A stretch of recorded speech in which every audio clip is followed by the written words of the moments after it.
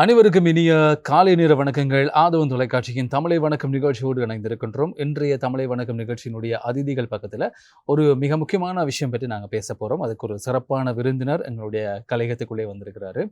அவர் கூட நாங்கள் நிறைய விஷயங்களை கேட்டு தெரிந்து கொள்ள போகிறோம் அப்படின்னு தான் சொல்ல முடியும். ரைட். பொதுவாக எங்களுடைய வாழ்க்கையில் ஏதாச்சும் ஒரு விஷயத்தை நாங்கள் புதுசாக பண்ணுற நேரத்தில் எங்களுக்கு நிறைய மைண்ட் டிஸ்டர்ப் ஆகின்ற பல விஷயங்கள் இருக்குது. அதிலிருந்து நாங்கள் ஒரு கட்டத்தில் ஸ்ட்ரக் ஆகிடும். என்ன பண்ணுறது, என்ன செய்கிறது, எங்களுடைய கரியரில் அடுத்த லெவலுக்கு நாங்கள் போகணும் அப்படின்னு சொன்னால் என்ன விஷயத்த பண்ணலாம், எங்களுக்கு யாராச்சும் மோட்டிவேட் பண்ண மாட்டாங்களா, நம்மளை சுற்றி நிறைய பேர் இருப்பாங்க. ஆனால் அவங்கக்கிட்ட எங்களுக்கு எங்கள் சார்ந்த விஷயத்தில் ஒரு ஹெல்ப் கேட்டாலும் கூட சில வேளை அவங்களால பண்ண முடியாது. அந்த அளவுக்கான சூழ்நிலைமைகளோடு நாங்கள் பயணப்படுற பல விஷயங்களை நாங்கள் கடந்து வந்துட்டே இருக்கிறோம். அது நாங்கள் ஒரு அலுவலகத்தில் வேலை செய்கின்ற நேரத்தில் அல்லது நாங்கள் ஸ்கூலில் படிக்கிற நேரத்தில் எங்களுடைய எஜுகேஷன் சார்ந்த விஷயங்களில் எங்களுக்கு படிக்கிற நேரத்தில் நிறைய ஸ்ட்ரகிள் இருக்கும்.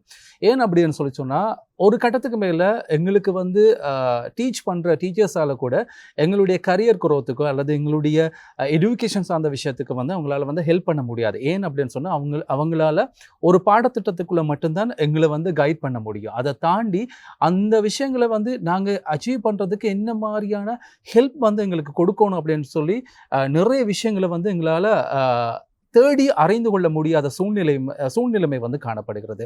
இப்படி நிறைய பேர் இப்போ பாடசாலையில் படிக்கிற பிள்ளைகளாக இருக்கட்டும் அல்லது ஒரு அலுவலகத்தில் வேலை செய்கின்ற ஒருவருக்காக இருக்கட்டும், நிறைய பேருக்கு இந்த மாதிரியான தேவைகளும் இந்த மாதிரியான வழிகாட்டுதல்களும் அவசியமாக காணப்படுகிறது. எனவே இந்த மாதிரியான சூழ்நிலையில் நாங்கள் ஸ்ட்ரகிள் ஆகி கொண்டிருக்கிற நேரத்தில் எங்களுக்கு ஒரு துறை சார்ந்த ஒருவர் எங்களுக்கு கைட் பண்ணுற நேரத்தில் நிச்சயமாக எங்களுடைய எஜுகேஷன் சார்ந்த விஷயமா இருக்கலாம் அல்லது எங்களுடைய கரியர் க்ரோத்தாக இருக்கலாம், எல்லாவற்றுக்கும் ஒரு மிக முக்கியமான பாசிட்டிவான விஷயம் கிடைக்கிறதுக்குரிய வாய்ப்புகள் அதிகமாக இருக்குது. எனவே அப்படிப்பட்ட ஒருவரைத்தான் இன்றைய நாளில் எங்களுடைய கலையகத்துக்குள்ளே நாங்கள் அழைத்து வந்திருக்கின்றோம். அதாவது சான்றளிக்கப்பட்ட பெருநிறுவன பயிற்சியாளர் அப்படின்னு சொல்லி இவரை நாங்கள் சொல்லலாம். சர்டிஃபைட் கோஆபரேட் ட்ரைனர் அப்படின்னு சொல்லலாம். இதில் மிக முக்கியமான விஷயங்களை நாங்கள் அவங்க கிட்ட கேட்டு தெரிந்து கொள்ள போகிறோம். அவங்க யார் அப்படின்னு சொன்னா துரைராஜா பிரசாந்தன், கேடி பிரசாந்தன் அப்படின்னு சொல்லி நாங்க அவரை அன்போடு அழைக்கலாம். வணக்கம். வணக்கம். எப்படி இருக்கீங்க? நல்லா இருக்கும். சிறப்பு. உங்களை நேர சந்திச்சதுல மகிழ்ச்சி. ஓகே, எனக்கும் உங்களை பார்த்ததில் நல்ல சந்தோஷமாக வந்திருக்கு. ஏன் அப்படின்னு சொன்னால் நிறைய விஷயங்களை கேட்டு தெரிந்து கொள்ள போகிறேன் அப்படின்ற ஒரு எதிர்பார்ப்பு எனக்குள்ளே இருக்கு. அன்றாடம் நாங்கள் வாழ்க்கையில் நிறைய விஷயங்களை கடந்து வந்துட்டே இருக்கிறோம். நான் ஆரம்பத்தில் இன்ட்ரோவில் சொன்ன மாதிரி தான் காலையில் நாங்கள் எழும்பி 8 மணிக்கு அலுவலகம் வர்றோம். அதுக்கப்புறம் 5 மணிக்கு அந்த அலுவலகத்தை முடித்து நாங்கள் போகிறோம். அது ஒரு கோஆப்ரேட் நிறுவனத்தில் வேலை செய்கிறவங்களா இருக்கலாம் அல்லது கவர்மெண்ட் வேலை பண்ணுறவங்களா இருக்கலாம். எல்லாருக்குமே ஒரு கட்டத்தில் நான் இந்த வேலை செய்கிறது எனக்கு சரியாக இருக்கா, திருப்தியாக இருக்கா, நான் சரியாக இந்த வேலையை பண்ணுறேன்னா அப்படின்னு சொல்லி ஒரு எண்ண ஓட்டம் அவங்களுக்குள்ள வரும். கட்டாயம் ஒவ்வொரு தொழில் செய்கின்றவங்களுக்கும் கூட இரவு தூங்க போகிற நேரத்தில் நான் இன்றைக்கு இந்த வேலையை சரியாக செஞ்சேனா அப்படின்ற ஒரு எண்ணம் அவங்களுக்குள்ள இருக்கு. அப்படி அவங்களே தங்களை செல்ஃப் அனலைஸ் பண்ணுற நேரத்தில் நிறைய பேருக்கு அதில் ஒரு பாசிட்டிவான பதில் கிடைக்காது. இந்த மாதிரியான யோசனைகள் ஒவ்வொரு எம்ப்ளாய்க்கும் அன்றாடம் வர்றதுக்குரிய பின்புலம் என்னவா இருக்குமென்னு நீங்க நினைக்கிறீங்க? ஆரம்பத்தில் இந்த கேள்வியை கேட்டதுக்கு அப்புறமா உங்களை சார்ந்த விஷயங்களை நிறைய விஷயம் கேட்கணும்னு சொல்லி நான் ஆசைப்படுறேன். அதை பற்றி சொல்லுங்களேன். சிறப்பான தொடக்கம். ஓகே, அதுக்கு ஒரு பாராட்டுக்கள். நீங்க கழிச்சு நான் அப்படியே கேட்டுட்டு இருந்தேன். அப்போ கேட்டுட்டு இருக்கவங்கள பார்த்தா இப்போ ராகுல் காஸ்ட்ரோவே இப்படியான துறைகளுக்குள்ள வந்துருவேரோ என்ற அப்படியான ஒரு தோற்றப்பாடு கூட வருது. ஸோ அந்த விதத்தில் வாழ்த்துக்கள். ஆனால் நீங்கள் கதைக்கிற விடயங்கள் ஒரு நடைமுறை சாத்தியமான விடயங்கள். எல்லாரும் அடிப்படையில் மனிதர்கள்னா நாங்கள் மனங்களோடையும் உருவாக்கப்பட்டிருக்கோம். எங்களுக்குன்னு மனங்கள் இருக்குது. எனக்கு ஒரு மனம் இருக்குது, உங்களுக்கு ஒரு மனம் இருக்குது, உங்களுக்கு ஒரு கருத்து இருக்குது, எனக்கு ஒரு கருத்து இருக்குது. ஆனால் நாங்கள் வளர்க்கப்பட்ட விதங்களாக இருக்கலாம் அல்லது பழகிற மனிதர்களாக இருக்கலாம். நாங்கள் ஒரு சில விடயங்களில் அவங்களால அறிந்தோ அறியாமலோ நாங்கள் கண்ட்ரோல் பண்ணப்படுகிறோம் இல்லை கட்டுப்படுத்தப்படுகிறோம். ஆகவே தான் இந்த விடயங்கள் வருது. ஆனால் என்னுடைய மனத்துக்கான ரிமோட் கண்ட்ரோல் யார்கிட்ட கையில் இருக்குது, என்னட்டான் இருக்குது. அதை நாங்கள் விளங்கிக்கொள்ளும். ரைட். எங்களோட ரிமோட் கண்ட்ரோல் நாங்கள் தான்ன்றதை விளங்கிக்கொள்ளும். அந்த ரிமோட் கண்ட்ரோலில் யாருக்கும் எக்காரணம் கொண்டும் கொடுக்க தேவையில்லை. கொடுத்துட்டு பிறகு அவங்க எங்களோட மனதை பழுதாகிக்கிட்டாங்க, இவங்க எங்களுக்கு இந்த பிரச்சனையை தந்துட்டாங்கன்னு நாங்கள் கவலைப்பட தேவையில்லை. அப்போ நாங்கள் எங்களோட மனதுக்கான முழு பொறுப்பாளராக நாங்கள் விளங்கிக்கொள்ளணும். அப்போ இதை நான் எப்படி சொல்ல விரும்புகிறேன்டா, ஒரு தனியார் நிறுவனத்தை பொறுத்த மட்டும் அதிக பதவியாக நீங்கள் என்னத்தை குறிப்பிடுவீங்க? சிஇஓன்னு குறிப்பிடுவோம், சீஃப் எக்ஸிகூட்டிவ் ஆஃபீஸர். ஆகவே இங்கே நான் ஒரு சொற்றொடரை உருவாக்க விரும்புகிறோம், நானும் அறிஞ்ச விடயத்தை உருவாக்க விரும்புகிறோம். சிஇயும் ஓவையும் மாற்ற வேணாம். ஆகவே சீஃப் ஆஃபீஸர் பிரதம அதிகாரியாக இருக்கட்டும். ஆகவே நாங்கள் எது தொடர்பாக இப்போ கழிச்சிட்டு இருக்கோம்? மேனம்.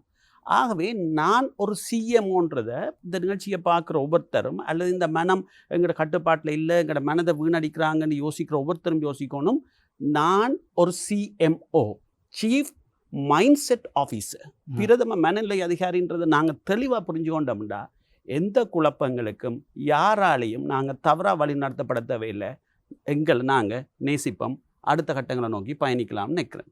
இதில் உங்களுக்கு ஒரு புரிதல் வந்திருக்குன்னு நம்புகிறேன். ஓகே, இப்போ உங்களுடைய பயணம் ஏதோ ஒரு விஷயத்துக்காக வந்து நீங்கள் ஆரம்பிச்சிருப்பீங்க. உங்களுடைய தொடக்க புள்ளி வந்து ஏதோ ஒரு காரணத்துக்காக வந்து ஆரம்பிச்சிருப்பீங்க.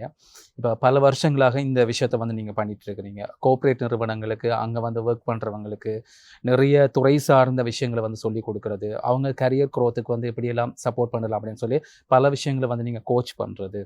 அதை விட ஸ்கூல் பிள்ளைகளுக்கு வந்து அவங்களுடைய கற்றல் நடவடிக்கைகளுக்கு என்ன மாதிரியான ஸ்மார்ட்டான கற்றல் வந்து பண்ணிக்கொள்ளலாம் அப்படின்னு சொல்லி அவங்களுக்கு வந்து கோச் பண்ணுறது, ட்ரைனிங் கொடுக்குறது அப்படின்னு சொல்லி பல விஷயங்கள் இப்போ நீங்கள் அன்றாடம் வந்து அதுதான் உங்களுடைய ஃபுல் டைமான விஷயமா வந்து இருக்குது. உங்களை பற்றி நான் தேடும்போது அறியும் போது நான் யோசிச்சு கொண்ட புரிந்து கொண்ட ஒரு விடயம். எனவே இதனுடைய ஆரம்ப புள்ளி எங்கே ஆரம்பித்தது? ஏன் இந்த மாதிரி பண்ணணும் அப்படின்னு சொல்லி ஒரு தாட் ப்ராசஸ் உங்களுக்குள்ளே வந்துச்சு? ஏன்னு சொன்னால் அடுத்தவங்களுக்கு சில விஷயங்களை வந்து கற்றுக் கொடுக்கணும், சொல்லிக் கொடுக்கணும்னு சொல்லி எல்லாராலையும் வந்து முடியாது. அடுத்தவன் என்ன செஞ்சால் நமக்கு என்ன, என்னுடைய நான் ஒரு செல்ஃபிஷாக இருந்தேன் அப்படின்னு சொன்னால் நான் என்ன மட்டுமே பார்த்துக்கொள்ளுவேன். ஏன் அடுத்தவனுக்கு இந்த விஷயத்தை நான் சொல்லிக் கொடுக்கணுமென்ற தேவை எல்லாருக்கும் வந்து வராது, ஒரு சில பேருக்கு அது வரும். எனவே அந்த தாட் ப்ராசஸ் உங்களுக்கு வந்திருக்கு. அதனுடைய ஆரம்ப புள்ளி என்னவா இருந்துச்சு? இதில் ஆரம்ப புள்ளி என்னவாக இருந்துன்னா எங்களோட வாழ்க்கையை நாங்கள் பார்க்குறோம். அப்போ எங்களோட வாழ்க்கை நான் ஏற்கனவே சொன்ன மாதிரி எங்களுடைய கலாச்சார பின்னணிகளாக இருக்கலாம், அல்லது எங்களோட குடும்ப கட்டமைப்புகளாக இருக்கலாம், அல்லது எங்களுடைய பாரம்பரியமான கல்வி முறைமைகள், ட்ரெடிஷனல் லேர்னிங் மெத்தடாலஜி அல்லது ட்ரெடிஷனல் டீச்சிங் மெத்தடாலஜியில் இருக்கலாம். அப்போ இதுகளுக்குள்ளாக தான் நாங்களும் கடந்து வரோம். என்ன அப்போ நாங்கள் கடந்து வரக்குள்ள எனக்கு சின்ன வயசுலேயே படிக்கக்குள்ள சில தடைகள், அல்லது படிக்கக்குள்ள சில கசப்புகள், அல்லது படிக்கக்குள்ள விருப்பமில்லாத படித்த சில காலகட்டங்கள் எல்லாம் வந்துச்சு. ஆனால் அந்த டைமில் அதுகளை நாங்கள் மீறி ஒன்றுமே செய்ய இயலாது. ஏனெண்டா இப்பத்திய மாதிரியான கல்வி முறையில் அப்போ நாங்கள் ஆசிரியர்களுக்கு பயம். அப்போ நாங்கள் ஆசிரியர்கள் தொடர்பாகவோ அல்லது பாடம் விளங்கியல் என்று சொல்லி வீட்டில் போய் அம்மாக்கோ அல்லது அக்காக்கோ அண்ணாக்கோ சொன்னால் அவங்க எங்கெல்லாம் திருப்பியும் பிள்ளைய பிடிப்பாங்க. நீ யார் வந்து டீச்சருக்கு வகுப்படுக்கிறதுக்கு, நீ யார் வந்து அந்தளவு பெரிய ஆள் ஆச்சிட்டியா, நீ நேற்று பெய்த மலைக்கு முளைச்ச காலான் இவ்வளவு சொல்லிடுமா அந்த விடயங்கள் எல்லாம் வரக்குள்ள அப்போ அதை பொறுத்து இதெல்லாத்தையும் கடந்து அல்லது இந்த கல்வி திட்டங்கள் கூட எல்லாம் தப்பி வெளியில் வரக்குள்ள அப்போ இன்றைய காலகட்டத்துக்கு ஏற்ற மாதிரி இப்போ நாங்கள் சொல்கிறோம் ஆல்ஃபா ஜென்ரேஷன் சொல்கிறோம். அப்போ நிறைய இடத்துல ஆசிரியர்களும் அல்லது கல்வியாளர்களும் சொல்கிறாங்க இந்த ஆல்ஃபா ஜென்ரேஷனை கட்டுப்படுத்தி இல்லாமல் இருக்குங்க. அப்போ நான் இதை 10 வருடங்களாக இந்த தொடர் பயணத்தில் நான் எத்தனையோ பேரை சந்திச்சுட்டு வரேன், எத்தனையோ இடங்களுக்கு போயிட்டு வரேன். அப்போ அவங்களுக்கு ஏற்ற மாதிரி நாங்கள் தேவையான விடயங்களை கொடுத்தா அவங்க ஏற்றுக்கொள்றதுக்கு தயாராக இருக்கிறாங்க. நாங்கள் இந்த குற்றம் சொல்கிற மனப்பான்மையை, இந்த குற்றமாக மற்றவங்களை கை காட்டுற இந்த மனப்பான்மைகளை விட்டுட்டு அவங்களுக்கு ஏற்ற மாதிரி நாங்கள் விடயங்களை போக்குள்ள அவங்களையும் வெல்றதுக்கான சாத்தியங்கள் இருக்குது என்றது தான். ஆகவே தான் இதோட தொடக்க புள்ளி என்னவாக அமையுதுன்னு சொல்லி சொன்னால், நான் 12 வருஷமாக சிங்கப்பூரில் நிரந்தரவாசமாக வசிக்கிறேன். அப்போ சிங்கப்பூர் நாட்டில் நான் 2004ஆம் ஆண்டிலிருந்து 2016ஆம் ஆண்டு வரைக்கும் என்னுடைய முதலாவது டிகிரியை கிழக்கு பல்கலைக்கழகத்தில் முடித்ததுக்கு பிறகு அங்கே சிங்கப்பூருக்கு போக்குள்ள தான் எனக்கு ஒரு அமைப்பிட பேர் அறிமுகமாகுது. அது நீங்கள் கேள்விப்பட்டிருக்க கூடும். அதோட பேர் வந்து டோஸ்ட் மாஸ்டர்ஸ் இன்டர்நேஷனல். இது நான் எல்லா இடத்துலையும் கழிச்சிட்டு வரேன். ஏன்னா நாங்கள் நேர்மையாக இருக்கணுமோமா இல்லையா, வரலாறுன்றது முக்கியம். ஆகவே அந்த டோஸ்ட் மாஸ்டர்ஸ் இன்டர்நேஷனல் என்னென்னா நீங்கள் கூகுளில் சர்ச் பண்ணி பார்க்கலாம். ஸ்ரீலங்காலையும் இருக்குது. அது ஸ்ரீலங்காவில் இருக்கிறது இங்கே இலங்கைக்கு வந்ததுக்கு தான் எங்களுக்கு தெரியுது. நாங்கள் படிக்கக்குள்ளே எனக்கு ஸ்ரீலங்காவில் இருந்தது தெரியல. ஆகவே அது எனக்கு எங்கே அறிமுகமாகுதுன்னு சொல்லி சொன்னால் சிங்கப்பூரில் அறிமுகமாகுது. அதில் நான் மெம்பராக உறுப்பினராக செய்கிறேன். ஆகவே அங்கே செய்கிறக்குள்ள அதில் 2 ட்ராக் இருக்குது. ஒன்று வந்து தலைமைத்துவ ட்ராக்னு சொல்லுவோம், லீடர்ஷிப் ட்ராக். அடுத்தது வந்து தொடர்பாடல் துறை, கம்யூனிகேஷன் ட்ராக். அப்போ இந்த 2 துறையிலையும் நாங்கள் நிறைய ப்ரொஜெக்ட்ஸுகளை செய்யணும். ஒரு நட்பாந்த சூழலில் அந்த ப்ரொஜெக்ட்ஸ் இருக்கும். உதாரணமாக நீங்களும் இந்த கிளப்பில் மெம்பருண்டா நீங்கள் ப்ரொஜெக்ட் செய்யக்குள்ள நான் உங்களை வந்து மதிப்பீடு செய்வேன், இவாலுவேட் பண்ணுவேன். நான் செய்யக்குள்ள நீங்கள் இவாலுவேட் பண்ணுவீங்க. ஆகவே ஒரு நட்பாந்த சூழல் இருக்கும், ஆனால் சரியாக இருக்கும். ஆகவே இது ஒரு வாய்ப்பு அமையக்குள்ள நான் வந்து பார்த்தேன் சிங்கப்பூரில். எனக்கு சில பகுதி நேரமான பயிற்சி வாய்ப்புகள், கோச்சிங் வாய்ப்புகள் கிடைச்சது இங்கே சிங்கப்பூரில். அது என்னத்துக்கு செய்தோம்? இலவசமாக செய்தோம் அல்லது குறைந்த ஒரு தொகைக்கு செய்தோம். அப்போ நான் யோசித்தேன், இதை ஏன் ப்ரொஃபஷன் ஆகக்கூடாது? அப்போ நான் கடைசியாக வேலை செய்தது ஆரம்பத்தில் வந்து நான் அக்கௌண்டனாக ஒர்க் பண்ணேன், பிறகு வந்து மேனேஜராக ஒர்க் பண்ணேன், பிறகு கடைசியாக ஒர்க் பண்ணது சேல்ஸ் விற்பனை சந்தைப்படுத்தல் துறையில் ப்ரோக்ராம் கன்சல்டனாக ஒரு மிக முக்கியமான சிங்கப்பூரோட முன்னணி தனியார் பல்கலைக்கழகத்தில் ஒர்க் பண்ணேன். அப்போ அந்த டைமில் எனக்கு இதை முழு நேரமாக கொடுக்க முடியாமல் போகக்குள்ள எனக்கு டாப் சேல்ஸ் அவார்டு வந்து கிடைக்குது, விற்பனையிட அதி உயர் விருது வந்து கிடைக்குது அந்த தனியார் பல்கலைக்கழகத்தில். அப்போ அது கிடைச்சோன்னு தான் நாம் யோசிக்கிறோம், எங்களோட நாடுன்னு ஒன்று இருக்குது, அப்போ இந்த நாடை தேசத்தை நாங்கள் பலப்படுத்தணும், இங்கே மனித திறன்களை மேம்படுத்தணும். ஆகவே சிங்கப்பூர் அனுபவம், இந்த சர்வதேச அனுபவங்கள் எல்லாத்தையும் எங்களுடைய நாட்டுக்கு நாங்கள் திருப்பி கொடுக்கணும். ஏன்டா எங்களோட நாட்டில் வந்து பார்த்தீங்கன்னா ராகுல் வந்து கேஸ்ட்ரோ நிறைய பேர் வந்து ஒவ்வொரு சாட்டு சொல்லுவாங்க, எங்களோட நாட்டு நக்கல் அடிக்கிறாங்க, ரைட்?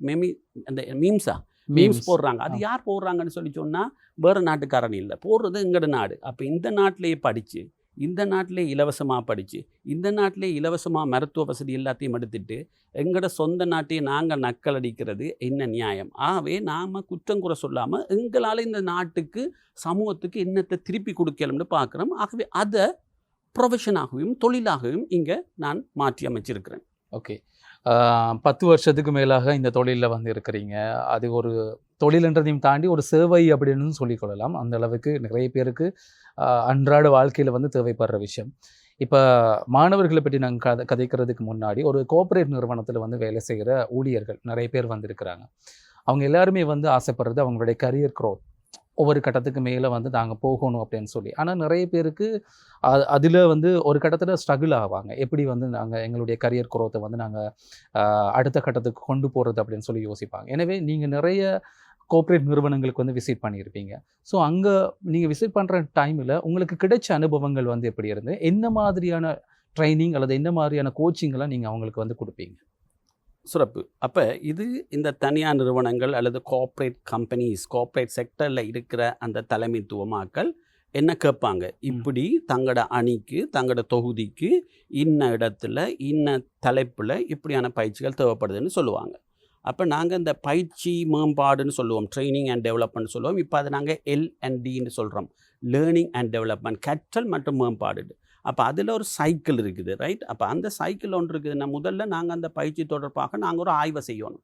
ஏன் இவங்களுக்கு தேவைப்படுது, இவங்க இங்கே நிற்கிறாங்க, இங்கே போகணுன்ற விடயங்கள். அது நிறைய நிறுவனங்கள் தங்களுடைய கோஸ்டிங் கருதியோ அந்த செலவு கருதியோ அதுகளை செய்கிறாங்க இல்லை. அப்போ எங்கள்கிட்ட சொல்கிற விஷயம் வந்து ஒரு தலைப்பை சொல்லுவாங்க, அந்த தலைப்பை நாங்கள் டெவலப் பண்ணிவிட்டு அவங்க சொல்லுவாங்க, உதாரணமாக ஜாழ்ப்பாணம் அல்லது கொழும்பு அல்லது மட்டக்களப்பு திருகோணமலைன்னா அந்த இடத்துல போய் நாங்கள் அந்த பயிற்சியை அந்த நிறுவனத்துக்கு கொடுக்குறோம் ஊழியர்களுக்கு. அப்போ இதை கொடுக்கக்குள்ள இது பொதுவாக இதுவரைக்கும் வந்து 10 வருட பயிற்சி அனுபவத்தில் கூடுதலான பயிற்சிகள் எப்படி நடந்திருக்குன்னா 1 டே ட்ரைனிங்காக நடந்திருக்கு, ஒரு நாள் பயிற்சி. அப்போ ஒரு நாள் பயிற்சினா என்ன, காலையில் 9 மணிக்கு ஆரம்பிக்கும், மாலையில் 4 மணி அப்படி முடியும், கரெக்டாக? அப்போ இங்கே நாங்கள் என்ன நடவடிக்கைகளை செய்கிறோம், என்ன ஸ்லைட்ஸை போடுறோம், என்ன காணொலி கீட்டுகளை போடுறோம், என்ன மாதிரியான செயற்பாடுகளை செய்கிறோம் என்ற எல்லாம் முக்கியம் என்று சொல்லி சொன்னாலும் இதை அங்கே பங்கு இருக்கிறாங்களானே, பங்கு பெற்றினர்கள்னு சொல்லுவோம், பார்ட்டிசிபெண்ட்ஸ், அவங்க எப்படி எடுக்கிறாங்கன்றது முழுக்க யாரில் தங்கியிருக்குன்னா அவங்கள தங்கியிருக்கு, அவங்களோட மனநிலையில் தங்கியிருக்கு. அந்த பயிற்சிக்குள்ளேயும் வந்து இருந்துட்டு வந்து நாம் பிஸ்னஸ் கோல் பண்ணணும், கஸ்டமர்கிட்ட பண்ணணும், அங்கே பார்க்கணும் இங்கே பார்க்கணுமெண்டு பிராக்குகளை பார்த்து கொண்டு கவனக்கிளைப்பான்கள் இருப்பாங்கண்டா அங்கே யாருக்கு இழப்பு வருது? அவங்களுக்கு தனிப்பட்ட இழப்பு வருது. அவங்களுக்கு இழக்கிறதால நிறுவனத்துக்கும் அது இழப்பாக அமையுது. அதால் நாங்கள் நிறுவனத்தில் சொல்லிடுவோம், எங்களோட பயிற்சிக்கு வந்து அங்கே முழு கவனமும் பயிற்சியில் அவங்க இருக்கும். நான் பேசுகிறது சரியா என்று நீங்கள் தான் சொல்லணும் வந்து. ஆகவே அது அவங்க எப்படி எடுக்கிறாங்கன்னா அவங்கள பொறுத்து இருக்குது. அப்போ இதில் வந்து ஒவ்வொரு விதமான பயிற்சிகள் இருக்குது. கூடுதலான பயிற்சிகள் வந்திருக்கும் வந்து வாடிக்கையாளர் சேவை மேம்பாடு, அல்லது நாங்கள் அதை சொல்லுவோம், என்னட்ட ஒரு சிக்னேட்டரி ப்ரோக்ராம் இருக்குது, AECS, அச்சீவிங் எக்ஸலன்ஸ் இன் கஸ்டமர் சர்வீஸ், வாடிக்கையாளர் சேவையில் உன்னதத்தை அடைதல். அப்போ வாடிக்கையாளர் சேவை கொடுக்கலன்னு சொல்லல, நீங்கள் வாடிக்கையாளர் சேவையை கொடுக்குறீங்க, அந்த வாடிக்கையாளர் சேவையை இன்னும் உயர்ந்த இடத்துக்கு கொடுக்கணுன்ற மாதிரியான பயிற்சி, விற்பனை மேம்பாட்டு பயிற்சி, தலைமைத்துவ பயிற்சி, அல்லது இன்னும் மிக முக்கியமாக சொல்லுவோம், இன்றைக்கு நிறைய நிறுவனங்களும் நிறைய இடத்துல கதைக்கிறது. இப்போ காலையில் கூட நான் ஒரு சர்வதேச மாநாட்டுக்கு போனேன் வந்து, ஒரு மிக முக்கியமான சர்வதேச மாநாடு, தென்னாசிய நாடுகள், பசிபிக் நாடுகள் எல்லாம் கலந்து கொண்ட ஒரு மாநாடு. ஃப்யூச்சர் ரெடியை பற்றி காய்க்கிறாங்க, எதிர்காலத்துக்கு தயாராதலை பற்றி காய்க்கிறாங்க. எதிர்காலம்ன்ற 2030ஆம் ஆண்டை பற்றி காய்ச்சிட்டு இருக்காங்க. நாங்கள் 2026ஆம் ஆண்டில் இருக்கிறோம். ஆகவே 2026ஆம் ஆண்டில் இருந்து கொண்டு 2010ஆம் ஆண்டு 2015ஆம் ஆண்டில் கதைச்ச கதைகளை காய்ச்சிட்டு இருக்கலாது. அப்போ நாங்கள் முன்னோறணுமெண்டா அதுக்கு நாங்கள் தயார்படுத்தணும், அதுக்கு நிறுவனங்கள் தயார்படுத்தணும், அதில் நிறுவனத்தில் பணிபுரிகிற ஊழியர்களும் தயார்படுத்தணும். இன்னொரு விஷயத்தை நீங்கள் கவனிக்கணும், கேஸ்ட்ரோ எல்லாம் நிறுவனம் தரும், எல்லாம் கம்பெனி தரும் இல்லை. ஏன் இது வந்து யார் பே பண்ணுறான்னு, கம்பெனி எனக்கு பே பண்ணுது, இவங்க ஃப்ரீயாக அதில் வந்து பார்ட்டிசிபேட் பண்ணிட்டு போகிறாங்க. ஆனால் இவங்களும் ஒன்றை கொடுத்துட்டு இருக்காங்க. இவங்க காசு கொடுக்கல, இவங்க என்னத்தை கொடுக்குறாங்க, தங்களுடைய நேரத்தை கொடுக்குறாங்க. ஆகவே நேரத்தை கொடுக்கக்குள்ள அவங்க விளங்கணும், நேரம் என்பது ஒரு வளம், டைம் இஸ் அ ரிசோர்ஸ்ன்றது விளங்கும். ஆகவே அந்த வளத்தை உச்சமாக பயன்படுத்துறதும் முழுக்கவும் அவங்கள தங்கி இருக்குது. ஸோ இது கூடாக அங்கே என்ன நடக்குதுண்டா கேஸ்ட்ரோ, என்ன நடக்கணும்டா, உதாரணமாக காலையில் 9 மணிக்கு வராங்க, பின்னேரம் 4 மணிக்கு முடிஞ்சு போகிறாங்கண்டா, அந்த ட்ரைனிங் ஹோலுக்குள்ளே, அந்த மாநாட்டு மண்டபத்துக்குள்ளே, பயிற்சி மண்டபத்துக்குள்ளே வரக்குள்ளே இருந்த மிஸ்டர் ஏஓ மிஸ் பிஓ பின்னேரம் 4 மணிக்கு போகக்குள்ளே அதே மிஸ்டர் ஏ ஆகவும் அதே மிஸ் பி ஆகவும் போகக்கூடாது. அங்கே ஒரு உருமாற்றம் நடந்திருக்கணும். ஆகவே இங்கே நான் என்னுடைய பயிற்சிகளில் மேக் ஷோர் பண்ணுறேன், நான் நிச்சயமாக கடைப்பிடிக்கிற விஷயம் டிரான்ஸ்ஃபர்மேஷனல் கோச்சிங். டிரான்ஸ்ஃபர்மேஷனை உருமாற்றம். ஓமா இல்லையா? நீங்கள் இப்போ காலம்பரம் வரக்குள்ள இப்போ கண்ணாடியில் வெளிக்கிட்டு வந்துருப்பீங்களா? ஓமா இல்லையா? இப்போ எல்லாம் நிறைய ஹோட்டல்ஸில் அல்லது இப்போ லிஃப்ட்லேயாவது கண்ணாடி இருக்கானே, இப்போ பார்க்குறேன் தானே. அப்போ பார்க்கக்குள்ள ட்ரைனிங் முடிஞ்சிட்டு போய் நீங்கள் கண்ணாடியில் முன்னு பார்க்கக்குள்ள உங்களுக்கு தெரியணும், நீங்கள் காலையில் இருந்த பிரசாந்தன் இல்லை, நீங்கள் வேறு பிரசாந்தன்றது உங்களுக்கு விளங்கணும். அதுதான் நீங்கள் உங்களோட மனசாட்சிக்கும் உங்களுடைய அந்த பயிற்சிக்கும் நீங்கள் செலுத்துகின்ற ஒரு சரியான ஒரு தார்மீக பொறுப்பாக இருக்கும். ஓகே. இப்போ நிறைய கோஆப்ரேட் கம்பெனிகளுக்கு வந்து போனதுக்கு அப்புறமாக இப்போ தனிப்பட்ட ரீதியில் உங்களோட அவங்க வந்து இன்வைட் பண்ணுவாங்க, எம்ப்ளாயீஸுக்கு வந்து நீங்கள் நிறைய விஷயங்கள் வந்து சொல்லி கொடுங்க அப்படின்னு சொல்லி. ஆனால் இதுக்கப்புறமா வந்து ஒரு ஃபீட்பேக் வந்து உங்களுக்கு கிடைக்கும், சரியான முறையில் வந்து இது நடந்துச்சா அல்லது அதை வந்து அவங்க சரியான முறையில் ரிசீவ் பண்ணி கொண்டாங்களா அப்படின்னு சொல்லி. இந்த கோச்சிங்குக்கு பிறகு உங்களுக்கு நிச்சயமாக வந்து அந்த நிறுவனம் உங்களுக்கு தெரியப்படுத்தும். அப்படி சில நிறுவனங்கள் உங்களுக்கு தெரியப்படுத்தி இருக்கிறாங்க, அதில் நீங்கள் ரிசீவ் பண்ணி கொண்ட விஷயங்கள் அப்படின்னு சொன்னால் என்ன? அப்போ இதை வந்து நாங்கள் சொல்லுவோம் பின்னூட்டம்னு சொல்லுவோம். சிறப்பான அவதானம், ரைட்டா? நல்ல சிறப்பான அந்த ஒரு நல்ல ஒரு அவதானப்பாளராக இருக்கிறீங்க, மகிழ்ச்சி, வாழ்த்துக்கள். அப்போ இதை நாங்கள் சொல்லுவோம் ஃபீட்பேக்குன்னு சொல்லுவோம். அதை நாங்கள் இன்னும் தெளிவாக நான் சொல்கிறது வந்து கன்ஸ்ட்ரக்டிவ் ஃபீட்பேக், ஆக்கப்பூர்வ பின்னூட்டம். அப்போ நல்லா இருந்துச்சு. இன்னும் சில ஆக்கள் சொல்லுவாங்க ஓகே. அப்போ ஓகேண்டா என்ன? It's fine. அப்போ அதை தெளிவாக சொல்லணும். என்ன காட்சிப்படுத்தல்கள் நல்லா இருந்துச்சுதா, விஷுவல் எய்ட்ஸ் நல்லா இருந்ததா, பாவிச்ச ஆக்டிவிட்டீஸ் நல்லா இருந்துச்சுதா, பயன்படுத்தின அந்த வார்த்தை பிரயோகங்கள் நாங்கள் சொல்லுவோம் நிமானிக்னு சொல்லுவோம். இப்போ உதாரணமாக இப்போ வந்து வாடிக்கையாளர் சேவையில் நான் கேட்குற விஷயம் வந்து முதலாவது விஷயம், வாடிக்கையாளர் புரிஞ்சு கொள்ளணும். யார்? உங்களுடைய வாடிக்கையாளர். கரெக்டாக இல்லையா? அவற்றை வாடிக்கையாளர், இவற்றை வாடிக்கையாளர் எல்லாம் உங்களோட வாடிக்கையாளர். இப்போ உங்களோட வாடிக்கையாளர் நீங்கள் யார் அண்டு கேட்போம். ரெண்டாவது கேட்போம், வாடிக்கையாளர் எதிர்பார்ப்பது என்னன்னு கேட்போம். What to customers expect? அப்போ அதுக்கு நான் ஒரு ஃப்ரேம் ஒர்க்கை உருவாக்குறேன், ட்ரீட், TREAT. அப்போ அவங்களுக்கு இலக்குவாயிருக்கு ஞாபகம் வைக்கிற ட்ரீட். எல்லோரும் கேட்குற விஷயம் தானே. என்ன லவ் சக்ஸஸ் ஆனால் என்ன கேட்பீங்க? ட்ரீட். இப்போ எல்லாம் வந்து பிரேக்கப் பண்ணால் என்ன கேட்குறாங்க? ட்ரீட். ஓமா இல்லையா? என்கிட்ட வாழ்க்கையில் தப்பிட்டான், ஓமா இல்லையா? அப்போ அது அவன் விளங்கணும், ரைட்டா? ஸோ நீங்கள் மகிழ்ச்சியாக இருக்கிறீங்க அந்த வேர்டை கேள்விப்பட்டோன்னே. ஸோ ஆகவே அது ட்ரீட். அப்போ அந்த டீ கூடாக என்ன, ஆறு கூடாக என்ன, இப்படியான சில டெக்னிக்ஸ்களையும் நாங்கள் அங்கே கொடுக்குறோம். அப்போ இதில் அவங்க பின்னூட்டத்தில் எழுதக்குள்ள அவங்கள்ட்ட நாங்கள் எழுதி தர சொல்லி கேட்போம், பங்கு பெற்றவர்கள் எல்லாருமே. அப்போ அவங்களோட பெயர் விவரங்களோடு எழுதி தரணும். இங்கே சில இடங்களில் சில கலாச்சாரத்தை உருவாக்கி வச்சுருக்காங்க. பின்னூட்டம்னு சொல்லி சொன்னால் கள்ளக்கடதாசி மாதிரி, மொட்டை கடுதாசின்னு சொல்லுவாங்க. அதை மாதிரி என்னென்னா பேர் எழுதாத, ஒன்றும் எழுதாத எழுதி கொடு. நான் சொல்கிறது இது ப்ரொஃபஷனல் ட்ரைனிங், தொழில்வாண்மைத்துவ பயிற்சியில் உங்களோட பெயர், உங்களோட தகுதி நிலை, எந்த இடம் போட்டு எழுதுங்க. அப்போ தான் உங்களுக்கு ஒரு நம்பிக்கை வரும். என்னத்துக்கு பயப்படுவான்? சரியில்லைன்னு சொல்லுங்கள், சரின்னா சரி, எது பிடிச்சுன்னு சொல்லுங்கள். அப்போ இப்போ கடைசியாக கூட நீங்கள் பார்த்தீங்கண்டா, இப்போ போன கிழமை வந்து மட்டக்களப்பில் என்னுடைய பொது பயிற்சி நடந்தது. பொது பயிற்சினா பப்ளிக் ட்ரைனிங்னு சொல்லுவோம்.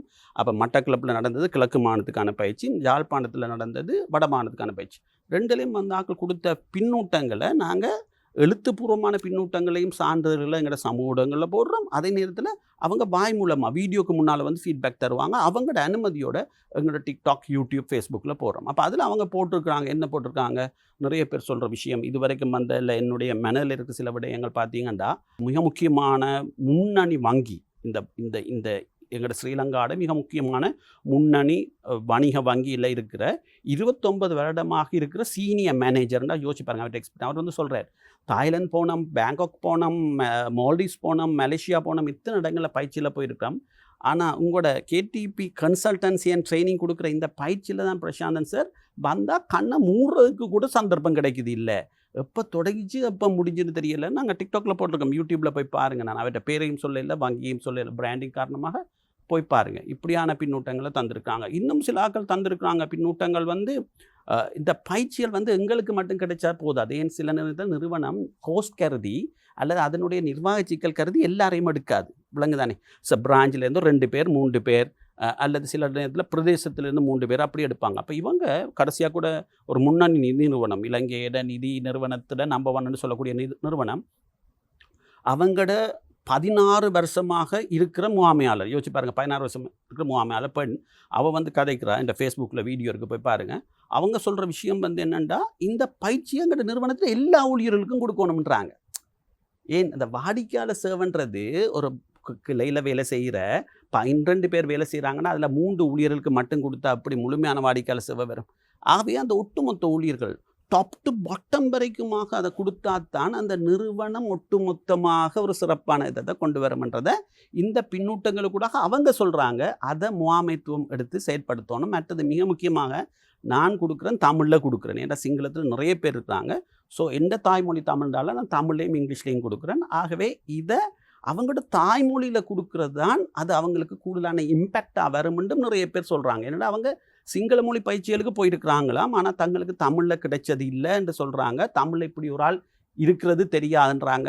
ஆகவே இந்த வாய்ப்பை அவங்களும் நிறுவனங்களும் தான் பயன்படுத்தணும், தங்களையும் தங்களோட வியாபாரங்களையும் முன்னேற்றணும்னு சொல்லி சொன்னான். ஓகே, இப்போ இந்த மாதிரியான பயிற்சிகள் எல்லாமே இன்றைய காலகட்டத்தில் ஏன் ஒரு பெருநிறுவனங்களுக்கு வந்து அவசியமாக இருக்குது அல்லது தேவைப்படுது அப்படின்னு சொல்லி நீங்கள் நினைக்கிறீங்க? இதுக்கு பின்னாடி வேறு ஏதாச்சும் காரணங்கள் வந்து இருக்கா, அல்லது மேலோட்டமாக இந்த மாதிரி ஊழியர்களுக்கு இதை வந்து கொடுத்துட்டு போனால் அந்த நிறுவனம் ஏதோ ஒரு விதத்தில் வந்து பெனிஃபிட் வந்து அடையும், ஆனால் அதையும் தாண்டி இன்றைய காலகட்டத்தில் ஏன் இது அவசியமாக இருக்குது அப்படின்னு சொல்லி நாங்கள் அண்டர்லைன் பண்ணணும்னு சொல்லி நீங்கள் நினைக்கிறீங்களா?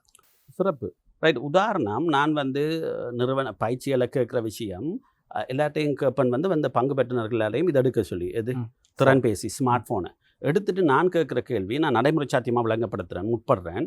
இந்த ஃபோன் தானா, ஸ்மார்ட் ஃபோன் தானா நீங்கள் முதல் பாவிக்கிற ஃபோன்? அப்போ அதில் 90 விழுக்காடானாக்கள் சொல்கிறது, அவங்களோட வயசை பொறுத்து சொல்கிறது, இல்லை சார் இதுக்கு முன்னாடி நிறைய பாவித்தோம். அப்போ ஏன் அதை பாவிக்கலை, இப்போ இதை பாவிக்கிறோம்? இதுதான் விடயம். என்ன விடயம்? ஃபோன் வந்து நாங்கள் என்ன செய்கிறோம், அப்கிரேட் பண்ணுறோம். இல்லாட்டி காலம்புற எழுப்பினோன்னா ஃபோனில் என்ன வருது, அலர்ட் வருது. என்ன அலர்ட் வருது?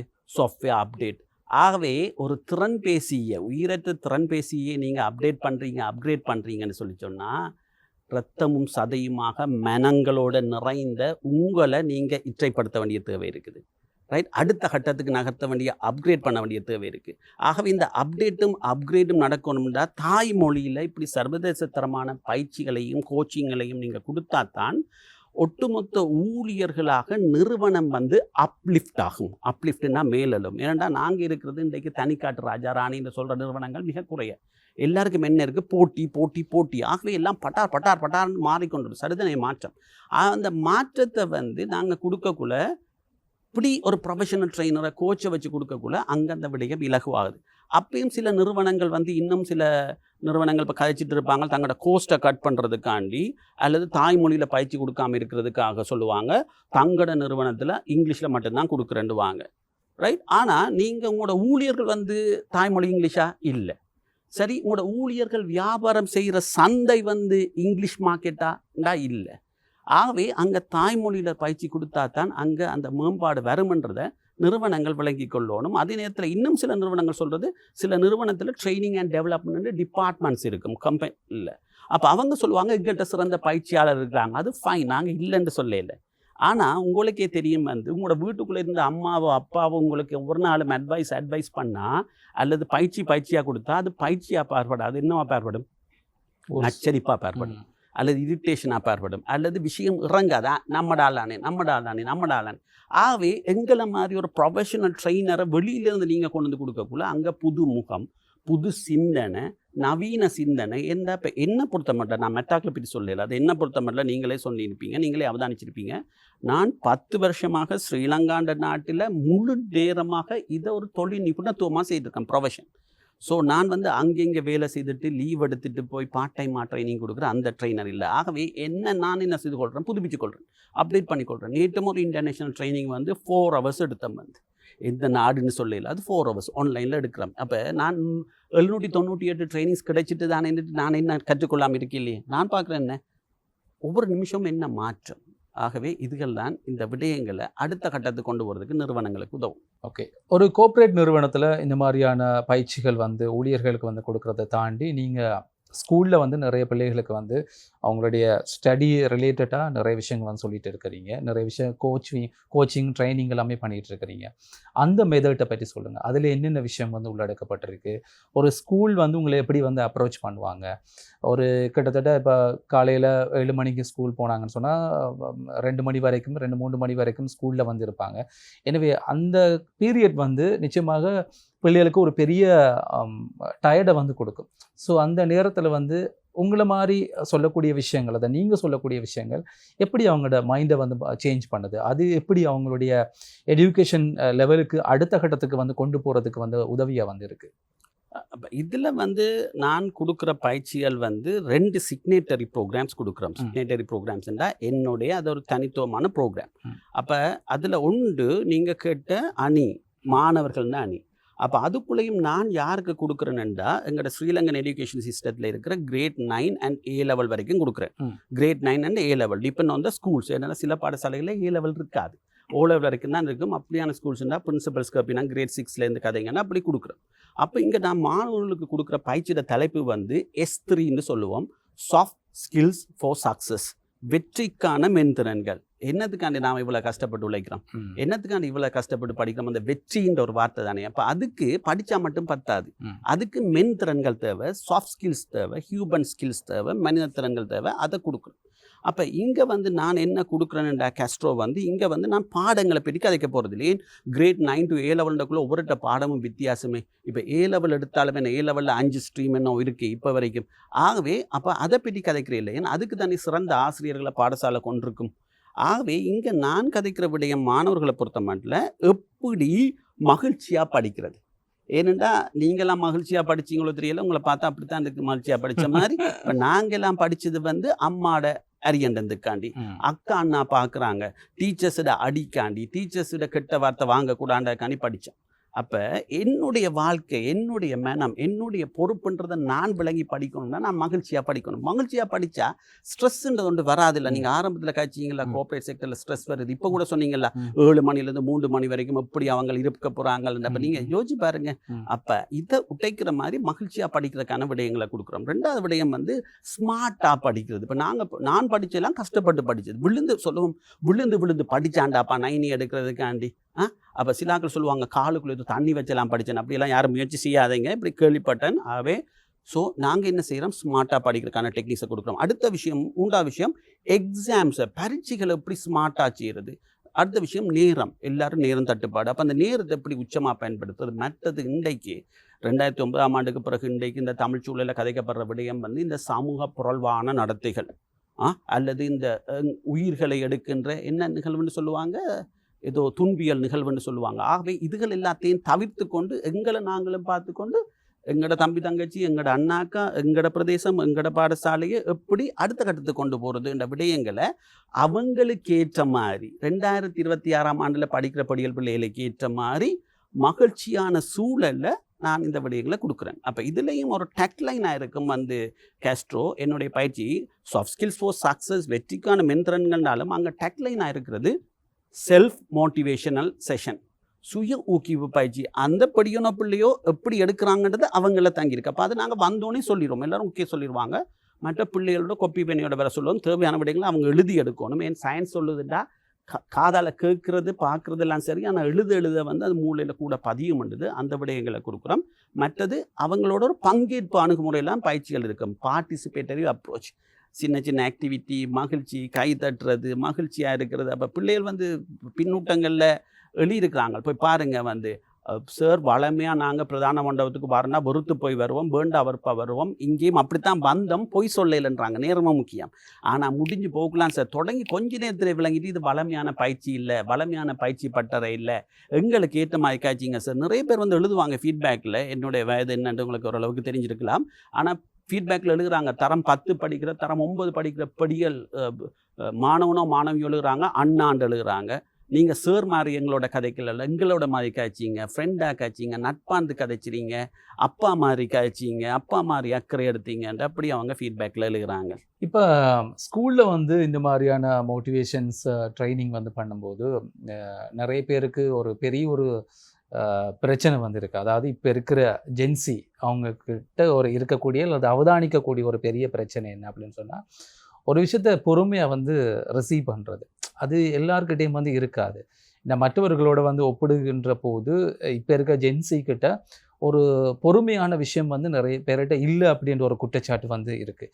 எனவே உங்களோட ட்ரைனிங்கில் உங்களோட கோச்சிங்கில் நீங்கள் அவங்களுக்கு சொல்லி கொடுக்கக்கூடிய மெத்தட்ஸில் அவங்க அதை ரிசீவ் பண்ணுறதுக்கு எவ்வளோ ஆர்வமாக இருந்தாங்க? சில விஷயங்கள் எக்ஸாம்பிளாக நீங்கள் சொல்லலாம்.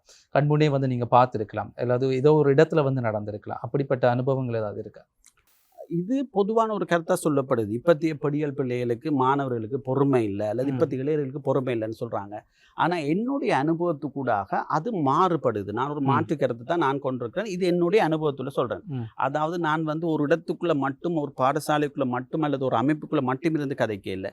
இது வந்து 10 வருடமாக 2016ஆம் ஆண்டு 17ஆம் ஆண்டில் இருந்து கடைசியாக வந்து நான் போன மாவட்டம் வந்து மொனராகலை.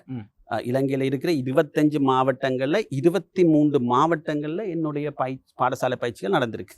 ரைட். ஆகவே அந்த அனுபவத்தை வச்சு கொண்டு சொல்கிறேன். எங்களோட செஷன்ஸ் எல்லாம் வந்து பிள்ளைகள செஷன் 3 மணித்தியாலம் வந்து முதலே சொல்லிடுவோம். முறையாக பாடசாலைக்கு 3 மணித்தியாலம் எந்த வித பிரேக்கும் இருக்காது. ஆனால் அவங்க வந்து மகிழ்ச்சியாக தானே இருக்கிறாங்க. ரைட். அதுவும் 15 வயதில் இருக்கிற சில கூடுதலான பாடசாலைகள் கலவன் பாடசாலைகள், மிக்ஸ் ஸ்கூல். அப்படி இருக்கக்குள்ள கூட அவங்க வாஷ்ரூமுக்கு கூட எழும்பி போகலையே, 1-2 பேரை தவிர. அப்போ மிச்சம் எல்லாரும் அமைதியாக தானே இருக்கிறாங்க. எழுதுறாங்களானே, கேட்குறாங்களானே விடயம். மற்ற நிறைய இடத்துல பிரின்சிபல் சொல்கிற விடயம் என்ன சார் வந்து பிள்ளைகள் முடிச்சோன்னே வந்து சொல்கிறாங்க, இன்னும் சார் கதைச்சிருக்கக்கூடாதா, ஃபீட்பேக்கில் எழுதியிருக்கிறாங்க. 3 மணித்தியாலம் ஃபோன்லேயே தெரியல சார், இன்னும் கதைச்சிருக்கலாம், இன்னும் கேட்டிருக்கலாம்னு சொல்கிறாங்க. ஆகவே அங்கே அவங்களுடைய அந்த பொறுமை என்ற இடம் எப்படி நான் பார்க்குறேன்னுண்டா, அவங்களுக்கு ஏற்ற மாதிரி நீங்கள் பேக்கேஜ் பண்ணி கொடுக்குறீங்களா? ரைட். அல்லது இன்னும் பாரம்பரிய முறைப்படி வந்து நோட்ஸை பார்த்து இன்னும் படிப்பிச்சு கொண்டிருக்கிறோமா, அல்லது இது வாயப்பொத்து என்று சொல்லி எங்களை படிப்பிச்ச மாதிரி படிப்பிச்சு கொண்டிருக்கிறோமா? இந்த விடயங்கள்ல இருந்து நீங்கள் மாறுபட்டு அவங்களுக்கு ஏற்ற மாதிரி இன்றைய நவீனத்தை நோக்கி அவங்களுக்கு போனீங்கன்னா அவங்க உங்களோட வர்றாங்க, உங்களோட அமைதியாக இருக்கிறாங்க என்றதை என்னுடைய பயிற்சிகளுக்கூடாக நான் கண்டிருக்கிறேன் நான் சொல்ல வரேன். அதே நேரத்தில் மற்ற இதை பிரின்சிபல்ஸும் டீச்சர்ஸும் அவங்களும் ஒத்துக்கொண்டிருக்கிறாங்க அவங்களுடைய பின்னூட்டங்களின் படி. ஸோ அப்போ கற்பித்தல் முறையில் வந்து ஒரு பெரிய மாற்றம் வந்து இருக்கிறதால சில விஷயங்களை வந்து மாணவர்கள் ரிசீவ் பண்ணி கொள்ள முடியாது, அது அவங்களுடைய ஃப்யூச்சரில் பெரிய ஒரு தடையாக இருக்குது அப்படின்ற ஒரு விஷயத்த வந்து நீங்கள் சொல்ல வரீங்க அப்படியா? இது நீங்கள் இன்னொரு திசைக்குள்ளே பயணிக்கிறீங்க உங்களோட கதையின்படி. அந்த இடத்துல அது அந்த ஆசிரியர்கள் சொல்ல வேண்டிய விடயம். ரைட். ஆனால் ஒரு சான்றா மட்டும் சொல்கிறேன், இதை என்ன பெரிதுபடுத்த இல்லை, இது என் ஃபீட்பேக்கில் இருக்குது. நீங்கள் போய் பாருங்கள் சோஷியல் மீடியாவில்.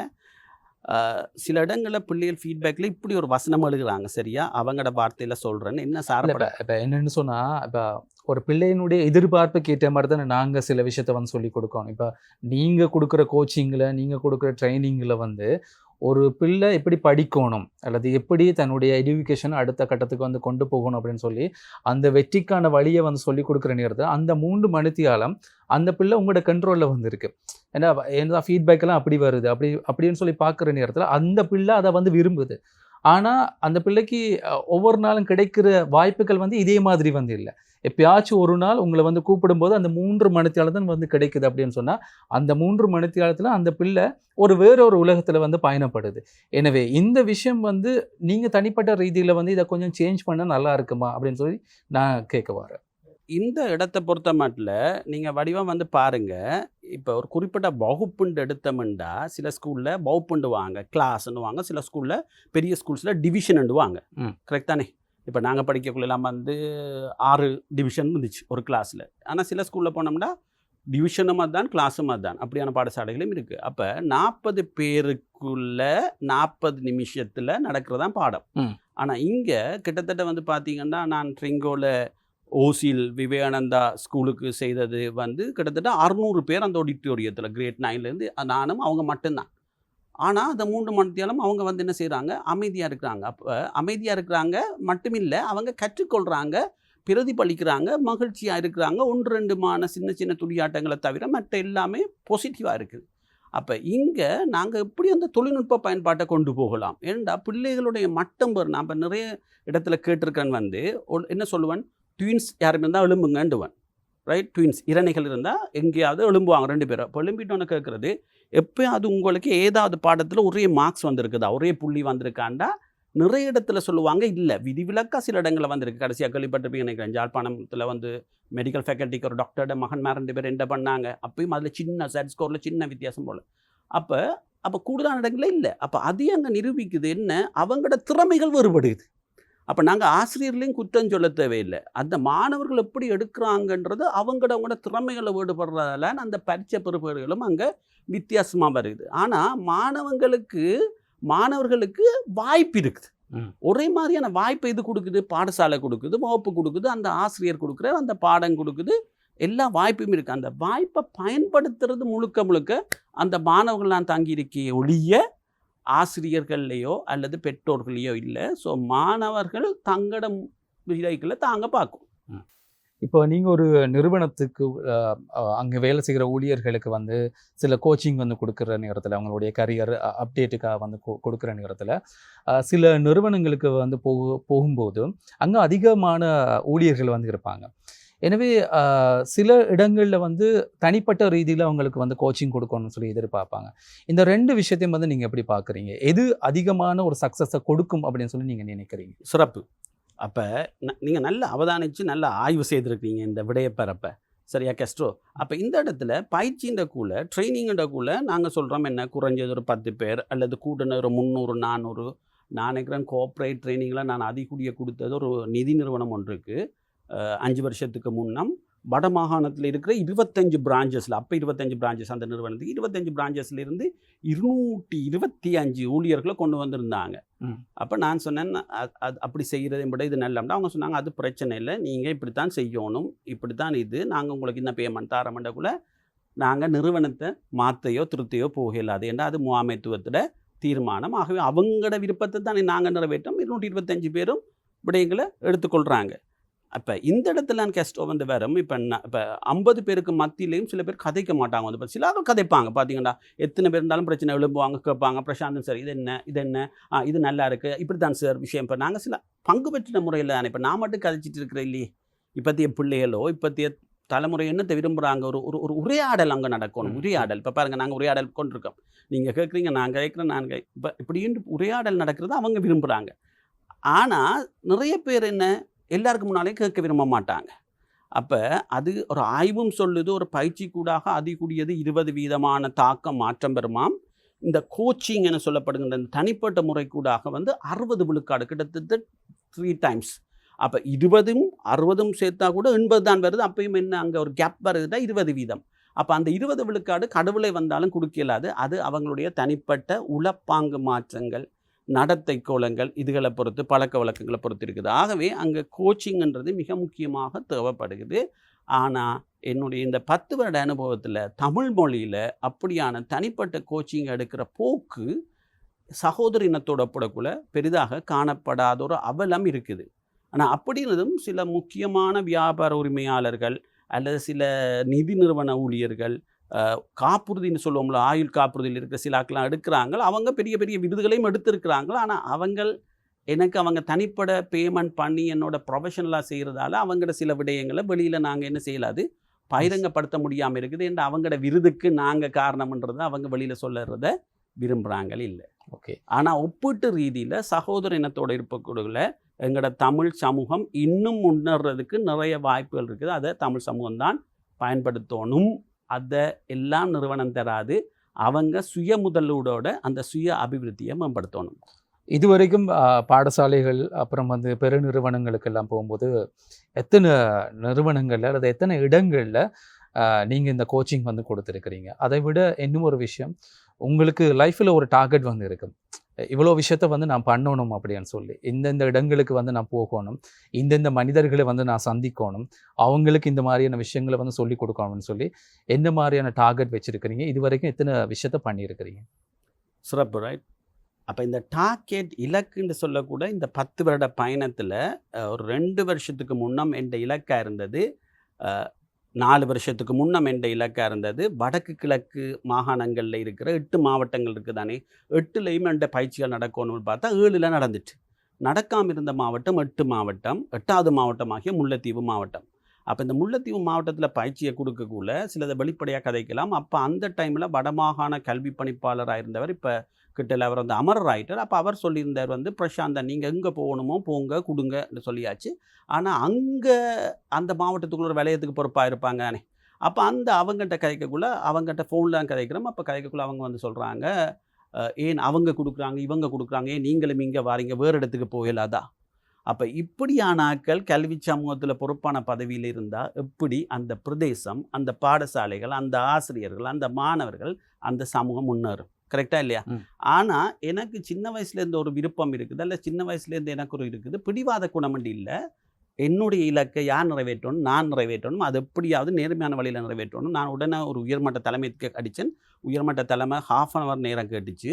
அந்த உயர்மட்ட தலைமை அப்புறம் முல்லைத்தீவு மாவட்டத்தில் இருக்கிற உயர்மட்ட தலைமையை கால் பண்ணாங்க. கால் பண்ணிட்டு சொன்னாங்க, நாளைக்கு இந்த இடத்துல புதுக்குடியிருப்புக்கு போகிறீங்க, புதுக்குடியிருப்பில் இருக்கிற சென்ட்ரல் காலேஜுக்கு காலையில் 8லேருந்து 11 பயிற்சி, 11:30 வந்து முள்ளியவளையில் இருக்கிற வித்யானந்தாக்கு பயிற்சி.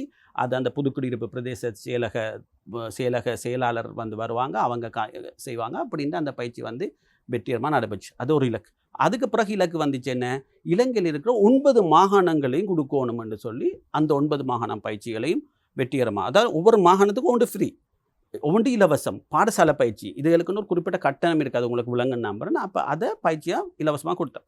அதுக்கு பிறகு மாகாணங்களை கொடுத்தாச்சா, இப்போ இருக்கிற உடனடி இலக்கு வந்து 25 மாவட்டங்களை கொடுக்கணும். இலங்கையில் 25 மாவட்டங்கள் இருக்கிறால ஆண்டவன் அருளாலையும் உங்கள் போன்ற ஊடகங்கள் மற்ற தனிப்பட்ட நபர்களுடைய அருளாலையும் வந்து ஆசீர்வாதங்களாலையும் 23 மாவட்டங்களுக்கு போன ஜூனோட கொடுத்தாச்சு, மொனராகலைக்கு கொடுத்த உட்பட. இன்னும் 2 மாவட்டங்களுக்கு கொடுப்படாமல் இருக்குது. ஒன்று வந்து மாத்தறை, அடுத்தது வந்து ஹம்பாந்தோட்டை. இந்த நேர்காணல் கூடாகவும் நான் நினைவூட்ட விரும்புகிறது, இந்த 2 மாவட்டங்களில் ஏதாவது தமிழ் பாடசாலைகள் அடுத்தடுத்த நாட்களாக பயிற்சி தரணும். ஏன்னா நான் மட்டக்களப்புலேருந்து பயணிக்கணும், இலவசமாக தர்றதுக்கு தயார். ஆனால் இந்த ஜூலை 24 என்னவோ பாடசாலை 2வது தவணைகளுக்கு மூடப்படுதுன்னு சொல்லப்படுது. ஜூலை 24 முன்னம் 2 தமிழ் பாடசாலைகளாக மாத்தறையிலிருந்து ஒன்று, ஹம்பாந்தாட்டிலிருந்து ஒன்று வருமெண்டா நான் இலவசமாக கொடுக்கறதுக்கு நான் தயாராக இருக்கிறேன். இதுதான் இப்போ என்னுடைய உடனடி இலக்காக அமையுது. அதே நேரத்தில் ஒரு மகிழ்ச்சியான செய்தியை உங்களோட பகிர்ந்து கொள்ள விரும்புகிறேன். நாளைக்கு இன்றைக்கு இந்த நேர்காணல் கொடுக்கப்பட்டு கொண்டிருக்கு. நாளைக்கு நான் கம்பஹா மாவட்டத்தில் இலங்கையில் ஒரு மிக முக்கியமான ஒரு எண்ணெய் உற்பத்தி நிறுவனத்தில் தமிழ் ஊழியர்களுக்கு கொடுக்க போகிற பயிற்சி என்ற 799வது பயிற்சி.